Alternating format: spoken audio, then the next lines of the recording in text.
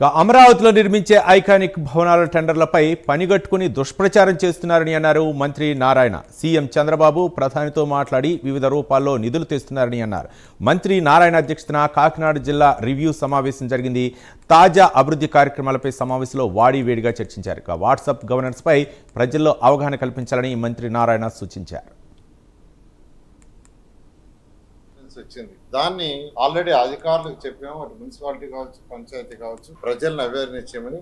అదేవిధంగా పంచాయతీలో ఉన్న వాళ్ళకు కూడా ఎవరైతే ఉండారో అందరికి కూడా ఈ వాట్సాప్ ని ద్వారా ఏమేమి వినియోగించుకోవచ్చు, వాట్సాప్ గవర్నెన్స్ అనేది అవేర్నెస్ కల్పించమని చెప్పడం జరిగింది.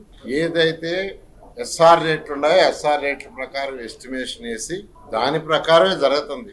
వాళ్ళకేందంటే వాళ్ళు ఎక్స్పెక్ట్ చేయాల ఇన్ని వేల కోట్లు ఎక్కడి నుంచి తెస్తారు, మేము అప్పు చేసి వెళ్ళిపోతున్నాం, అప్పు తీర్చడానికే వచ్చిన ప్రభుత్వం పని అయిపోతుంది, ఏ విధంగా అమరావతి రాజధాని కట్టగలరు అని వాళ్ళు ఒక భ్రమలో ఉన్నారు. కానీ గౌరవనీయ ముఖ్యమంత్రి గారు కేంద్రంతో ప్రైమ్ మినిస్టర్ గారితో మాట్లాడటం, ఇలా డిఫరెంట్ అనేక మార్గాలు తెచ్చాం. అయితే ఇది కూడా ప్రచారం చేస్తున్నారు, దీనికి అప్పులు చేసేస్తున్నారు అని. చేసే అప్పులు అమరావతి రాజధానిలో ఉండే ల్యాండ్స్, మిగిలిన ల్యాండ్సే రీపే చేస్తాయి. ఈ రోజు మా దగ్గర 5,000 ఎకరాల ల్యాండ్స్ ఉంది, డెవలప్డ్ ల్యాండ్. అది కూడా మా దగ్గర ఉండేది కూడా డెవలప్డ్ ల్యాండ్.